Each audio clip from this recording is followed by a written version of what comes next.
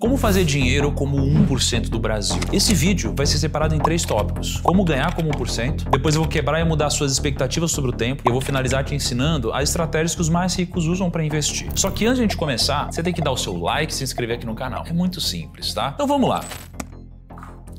Primeiro, aposte em si mesmo. Mais de 27% do portfólio do Bill Gates ele é composto por ações da Microsoft. O Jeff Bezos tem 911.119.894 ações da Amazon. O maior investidor da BlackRock é o Larry Fink. Ele é o CEO da gigante do mercado financeiro. Normalmente o investidor comum, além de investir em outros setores, coloca o dinheiro bem distribuído entre várias empresas para reduzir o risco. E a exposição que esses 3 colocam em uma só empresa é absurda. A lição aqui é, quando a ideia é sua, você tem que investir mais e você tem que estar disposto a correr o risco. E não tem como fugir disso. Eu vou começar te jogando uma pergunta. Você acha que é mais fácil receber como o 1% sendo funcionário ou sendo dono de uma empresa? Primeiro, vamos falar do salário. Os dados da Receita Federal mostram que só 1% dos brasileiros ganham mais de 27 mil reais por mês. Ou seja, é para pouco.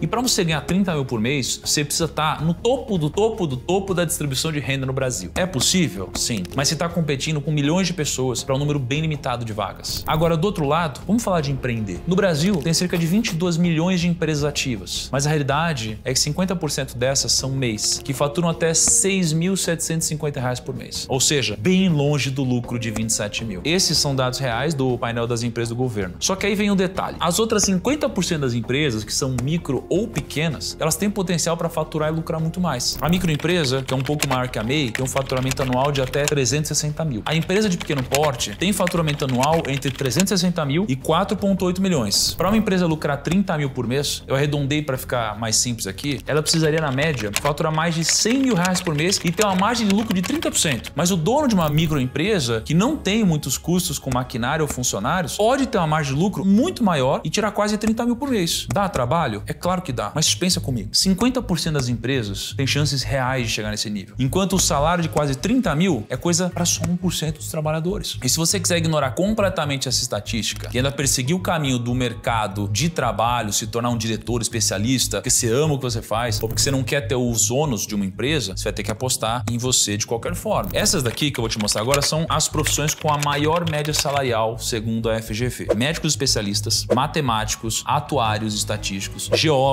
geofísicos, engenheiros. Você sabe o que tem em comum em todas elas? Todas exigem, pelo menos, ensino superior. Não tem pra onde fugir, primo. Pra fazer mais dinheiro, primeiro, você vai ter que colocar dinheiro no seu próprio potencial. E você vai ter que colocar mais dinheiro em você e nas suas ideias do que nas outras coisas. Vale a pena pegar o seu dinheiro e investir no seu próprio negócio se você estiver disposto a trabalhar muito e construir um modelo sólido. Vale a pena investir nos seus estudos se isso for aumentar o seu valor de mercado e te ajudar a conquistar promoções. Só que aí vem alguém assim, ó. Ah, primo, mas eu não posso só investir com o salário médio e ficar rico? Eu não vou dizer que é impossível. Mas aí a gente pula para a segunda parte do vídeo. E antes de a gente chegar na segunda parte do vídeo, eu quero te dizer o seguinte. Você não precisa necessariamente abrir um negócio para ficar rico. Você pode pegar um negócio já existente e virar sócio desse negócio. É isso que eu faço aqui dentro do Grupo Primo. Se não fosse dessa forma, eu perderia os melhores. Mas eu quero que os melhores, eles pensem em construir o futuro junto comigo e que fiquem ricos junto comigo. Assim como já aconteceu com dezenas de pessoas aqui na nossa empresa. Mas vamos então para a segunda parte do vídeo. Mude a sua visão do tempo. No livro A Psicologia Financeira do Morgan Housel, que é um baita livro para quem quer enriquecer, ele fala que para ser feliz, você precisa ter controle sobre o seu próprio tempo. Essa é a receita da felicidade. Então a gente já estabeleceu aqui que o tempo é o seu ativo mais precioso. Não tem como comprar mais e você precisa ter controle sobre ele para ser feliz. Quem já acompanha o canal há muito tempo sabe que quanto mais tempo você investe, melhor. Porque os juros compostos eles vão multiplicar o seu dinheiro. Mas tem um porém aqui. Durante a maior parte do tempo, quanto você investe vai ser mais importante do que qualquer outra coisa. Se você investir R$500 todos os meses com uma taxa de juros anual de 10%, no primeiro ano, sua carteira vai ter 95% de aporte e 5% de juros. No quinto ano, 78% de aporte e 22% de juros. No nono ano, 59% de aporte e 41% de juros. E do nono para o décimo, 51% de contribuição e 49% de juros. Vai demorar 13 anos para os juros se tornarem mais relevantes do que os aportes. Então o meu segundo ponto é, o maior investidor do mundo, Warren Buffett, ele chegou aos 10 mil quando ele tinha 19 anos. 1 milhão quando ele tinha 30 anos. No primeiro bilhão quando ele tinha 50 53 anos. E para ir de 10 mil para 1 milhão, em 10 anos, você teria que investir R$ 2.500 todos os meses, pressupondo que você seria tão bom quanto Warren Buffett, investindo e você conseguiria 22% de rentabilidade. Se você investisse pior e a taxa fosse de 15%, nesse cenário, você teria que investir 4 mil todos os meses. A gente não tem dados de quanto Warren Buffett ganhava exatamente por idade, mas tem duas opções para ele ter chegado no primeiro milhão dele. Ou ele se sacrificava muito e vivia uma vida muito simples, ou ele ganhava bem. Uma pessoa que ganha na média 3 mil reais, nem se sacrificando, conseguiria ir de 10 mil até 1 milhão em 10 anos. A não ser que acertasse o Bitcoin, no momento que ele subiu. No caso do Buffett, ele só conseguiu chegar em patamares cada vez maiores porque ele atingiu 1 milhão cedo, ele investiu grandes quantidades de dinheiro, além do fator consistência ao longo do tempo, e ele não parou de reinvestir o próprio dinheiro. E eu falei tudo isso para chegar na questão chave. Você precisa mudar sua visão de tempo. O tempo ele é muito importante, mas você não valoriza o seu tempo investindo. Você valoriza o seu dinheiro. Se você esperar o tempo valorizar o seu dinheiro e te deixar rico, aí você vai ficar rico muito tarde e vai perder muito tempo. O caminho é valorizar o seu tempo, ou seja, fazer mais dinheiro em menos tempo. E para isso, você volta para o primeiro tópico. Você vai ter que investir em você e nas suas ideias para que você seja mais valioso aos olhos do mercado ou comprar o tempo dos outros. Além disso, já pulando para a terceira parte do vídeo, você precisa aprender a separar salário e patrimônio. Mas eu vou parar o vídeo por um minutinho só para te fazer um convite, tá? No dia 10/2, eu vou dar uma masterclass muito legal te ensinando a lidar melhor com o seu dinheiro e buscar um futuro mais próspero, totalmente gratuito. Um conteúdo muito bem elaborado e exclusivo. Então vai lá no link da descrição para não perder essa oportunidade. Então voltando aqui, também no livro A Psicologia Financeira, o Morgan Housel fala que tem diferença entre rich e wealth. São duas palavras do inglês. Rich é mais sobre riqueza material e wealthy é sobre prosperidade, abundância em muitos aspectos, sem se limitar ao material. Então rich é aquele médico, aquele jogador de futebol que ganha um salário bom, mas torra tudo todo mês. Ele vive o máximo de qualidade de vida que dá. O wealth é aquela história do fazendeiro com milhares de hectares e um Nokia tijolão no bolso, sabe? É a pessoa que vive simples, mas tem propriedades, investimentos e liberdade financeira. Por isso, agora eu vou mudar os dados e vou passar a olhar por outra perspectiva. Ao invés de considerar os 1% que recebem os maiores salários, vamos olhar para quanto dinheiro o 1% tem guardado. Segundo uma pesquisa da FGV, 1% da população tem 4 milhões de patrimônio. Essa é a sua meta se você quer ser parte do 1%. Mas começa a refletir aqui comigo. Você sabe quais são os 2 pontos mais ao norte e mais ao sul do Brasil? Em extensão latitudinal, o ponto mais ao norte do Brasil é o Monte Caburaí, em Roraima, e ao sul, o Arroio Chuí, no Rio Grande do Sul. Agora imagina que você coloca todos os brasileiros aqui, ó, em uma fila gigante por ordem de patrimônio, dos mais ricos aos mais pobres. No ponto mais alto, no norte do país, no Monte Caburaí, você vai colocar os mais ricos e aí no outro extremo sul, no Chuí, contar os mais pobres. Se você acha que essa vai ser uma fila bonitinha e com a mesma proporção de pessoas ao norte e ao sul, você nunca teve tão enganado. O que a gente vai ver é muita gente aglomerada no sul do país e pouca gente ao norte. Mais especificamente, o primeiro da fila vai ser o Jorge Paulo Lemann, seguindo ali pelo Eduardo Saverin ou o inverso, e assim por diante. Ou seja, os restantes dos outros 207 milhões de brasileiros vão estar abaixo deles. E a pergunta que eu quero te fazer é: onde você acha que estaria uma pessoa com 4 milhões de reais em patrimônio? Com esse valor, segundo os dados do Credit Suisse, quem tem 4 milhões de reais em patrimônio líquido está entre o 1% mais rico do Brasil. Isso significa que existem 2 milhões de pessoas acima de você. Então você pode olhar para isso e pensar: caramba, eu sou bem mais pobre que o Jorge Paulo Lemann e o Eduardo Saverin. E de fato você é. Mas você não se deu conta de que não são apenas 2 milhões de pessoas acima de você, mas também 205 milhões de pessoas mais pobres financeiramente do que você. Então, sabe essa fila que a gente fez do ponto mais ao norte ao ponto mais ao sul do Brasil? Se a gente levar em conta essa distância do Monte Caburaí ao Chuí, que é de aproximadamente 5.240 quilômetros, você estaria mais ou menos a 52 quilômetros do Monte Caburaí. Ou seja, você sequer saiu do estado de Roraima e ainda tem o Brasil inteiro abaixo de você. Qual que é o ponto que eu quero te mostrar aqui? 1% não é exatamente o que você pensa. Provavelmente o patrimônio dessas pessoas com 4 milhões está em casas, terrenos, apartamentos ou carros. E todo mundo sabe quão caros são esses bens. A maioria dessas pessoas não sabe investir. Só 3% dos brasileiros investem na bolsa e muitos deles não têm um grande patrimônio. E agora vem o plot do vídeo. Você pode fazer dinheiro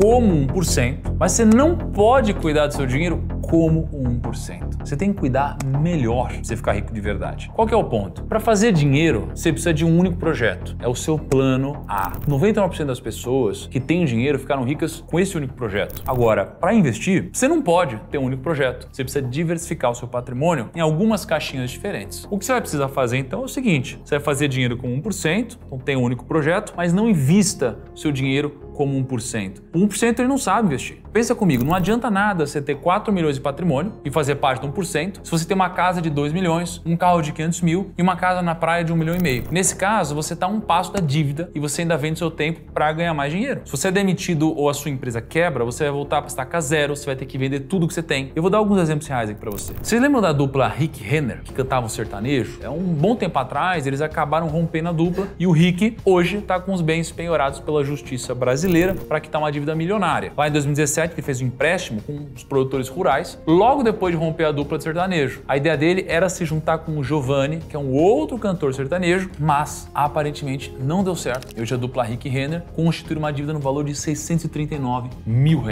Como ele não conseguiu pagar, o Tribunal de Justiça de São Paulo determinou que os bens dele seriam congelados como garantia do empréstimo que ele fez lá em 2017. E nessa brincadeira, ele acabou perdendo um imóvel de 6 mil metros quadrados de área construída no interior de São Paulo. E detalhe, em 2020, ele tinha colocado esse imóvel à venda por 12 milhões, mas não teve comprador. Aí não conseguiu quitar as dívidas e ele perdeu o imóvel. Ou seja, ele tinha no mínimo um patrimônio de 12 milhões, só contando o imóvel dele. Então ele fazia parte do 1% mais rico do Brasil. Mas infelizmente, ele acabou passando por problemas financeiros que eu falei agora. Mais um exemplo é o seguinte, vocês já ouviram falar da banda Calypso? Você já ouviu, você tá cantando a musiquinha na cabeça. O Chimbinha, ele é ex-guitarrista da banda e é ex-marido da Joelma, que era cantora. E a vida do Chimbinha não tá fácil. Ele tá lotado de dívidas com bancos diferentes. Ele fez 2 empréstimos no nome dele, um de 200 mil e outro de 300 mil. Então é R$500 mil em dívidas. E aí também saíram algumas notícias dizendo que ele tá com dificuldades para pagar um apartamento comprado ainda na planta em Belém, devendo mais ou menos R$130 mil.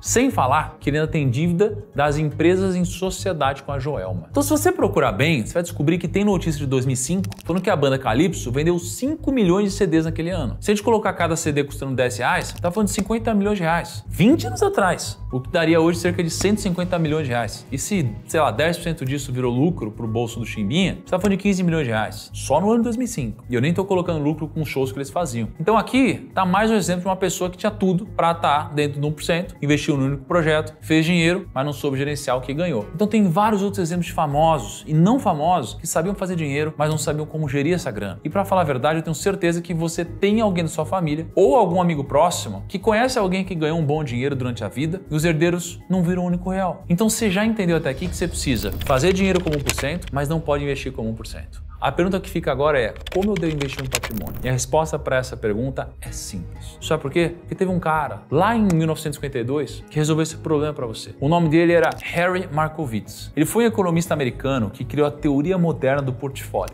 A ideia dele era basicamente que investir não é só sobre ganhar cada vez mais. Não é só sobre ter uma rentabilidade absurda. Porque se você for pensar assim, você vai ter que alocar o seu dinheiro em investimentos que são arriscados demais e que talvez você nem tenha estômago para aguentar. A ideia era de equilibrar o risco e o retorno. E o cara, ele não é pouca coisa, tá? Por conta dessa teoria, ele ganhou o Prêmio Nobel de Economia em 1990. Essa teoria, ela é super, mega, ultra complexa. Tem uns conceitos estatísticos de variância, covariância e umas coisas muito loucas. E se vocês quiserem, eu posso fazer um vídeo explicando só essa teoria de forma técnica, com matemática e tudo mais. Só que se eu for fazer isso agora, eu vou ficar mais de uma hora explicando. Então o que você precisa entender é o seguinte, você precisa diversificar os seus investimentos. Mas como? Simples, você pode diversificar de 3 formas. Primeiro, entre países. Segundo, entre classes de ativos. E terceiro, entre ativos específicos dentro da sua carteira. Mas, será que é só ir simplesmente diversificando a carteira cada vez mais? Ponto. Qual a diferença entre você ter, por exemplo, 15 ações na sua carteira e 50 ações na carteira? Será que o ideal é você simplesmente ir colocando cada vez mais ações no seu portfólio e assim você vai estar mais diversificado? Calma que não é bem assim que funciona. Dá uma olhadinha nessa imagem aqui. A linha do eixo X, ela mostra o risco de uma carteira hipotética, que é composta do Tesouro Selic e do Ibovespa. Já o eixo Y é o retorno da sua carteira. Então, quanto mais para cima, mais rentabilidade. Repara que à medida que a gente estiver aumentando o peso do Ibovespa, o retorno esperado da carteira tem que ser maior, só que o risco também cresce.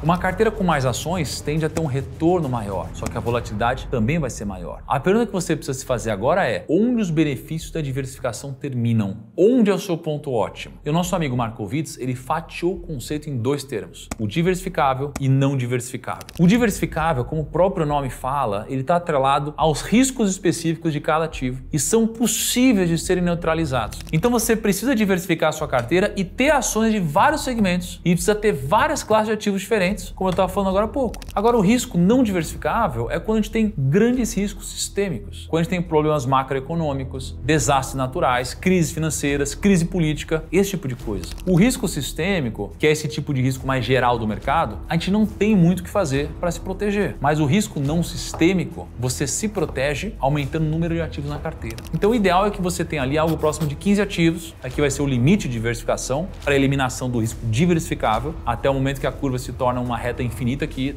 não tanja zero, né? E é dessa forma que você deveria investir e diversificar o seu patrimônio. Ganhar dinheiro com 1%, mas não investir como eles investem. Você precisa investir melhor do que 1%. Você precisa estudar, você precisa consumir conteúdos como esses aqui, que eu trago para vocês, para que você possa, de alguma forma, rentabilizar os frutos do seu trabalho. É isso aí, turma. Vou ficando por aqui. Um grande abraço. Até o próximo vídeo. Tchau.